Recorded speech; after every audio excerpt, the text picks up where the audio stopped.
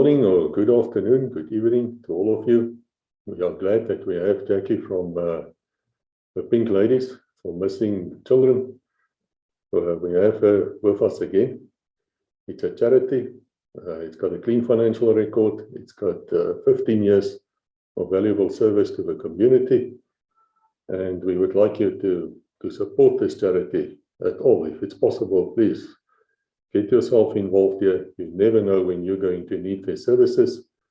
You know how life is these days. Things can happen to your children. Things can happen to your elderly parents.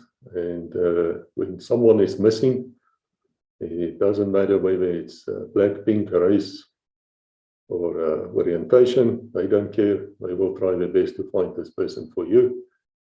Jax, am I correct in what I've just summarized here for us? Yes, Kay. As usual, your summary of what we do in our successes is correct. We are very proud of what we do, and it is an absolute passion. It takes a special breed of people, I think, sometimes to do what we do. And I'm by no means patting myself on the back there, but it is a difficult subject to deal with, especially if you're dealing with lives.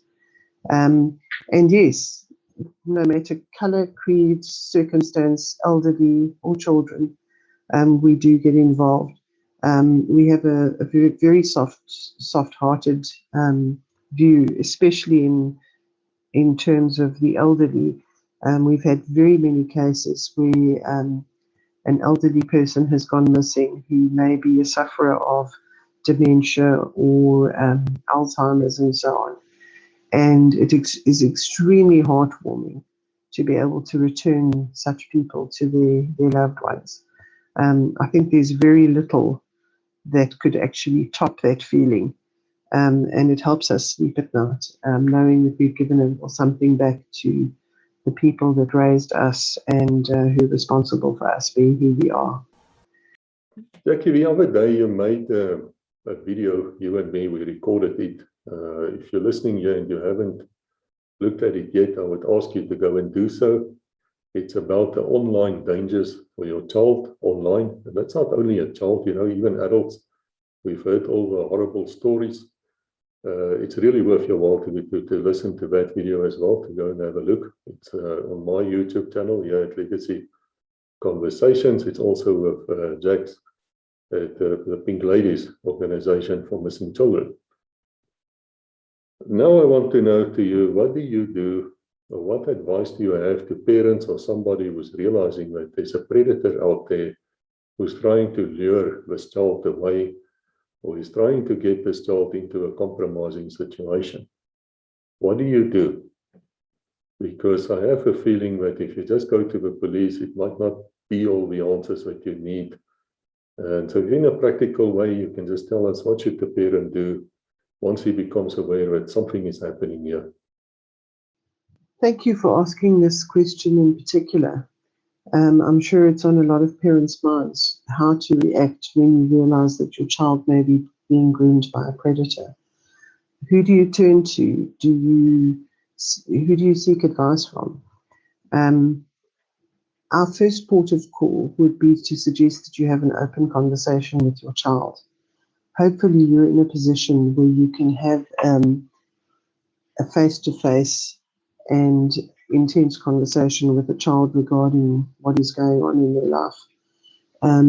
Remember that children, by the time you realize that they are being groomed by a professional predator, have already fallen into the trap and are probably feeling a great deal of stress and shame, probably, at what is going on. But hopefully by that time they would have also realized that they have open lines with their parent and are able to discuss it.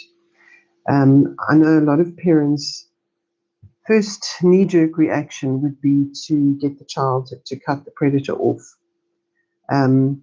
We would recommend against this.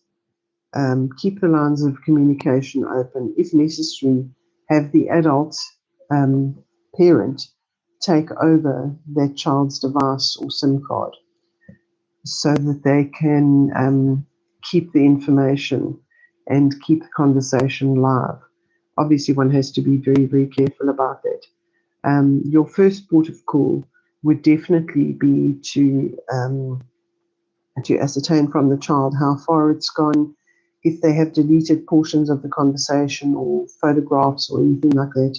You need to have a frank and open discussion with them, and sit with a notepad and make notes as you go along.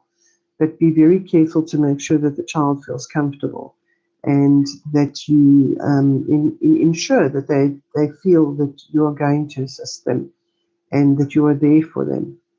And let them speak their minds. They may open up to things that you had no idea were going on. Your second port of call would then to be to contact the police and to have a statement made, obviously depending on the severity of the case. They will give expert advice as well.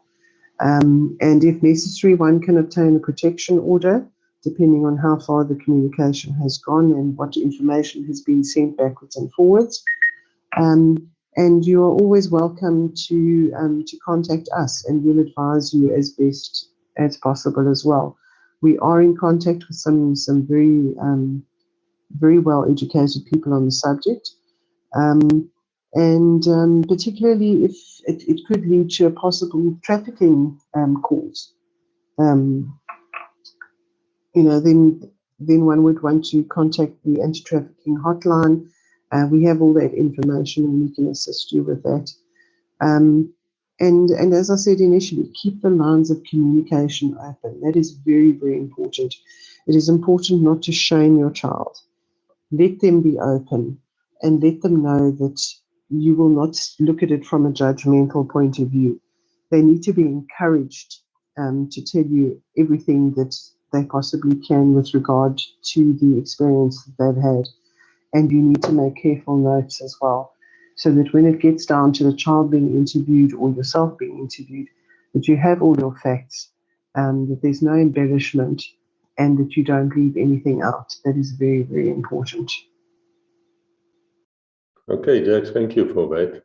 I think the listeners here will realize this is quite a short video. But on the other hand, when your child or someone you love is missing, I really think it's not the time to have a long conversation on what to do and what not to do. So we're going to end it here. There will be other videos as well. Be sure to listen to them. You never know when this is needed. And thank you, Jax.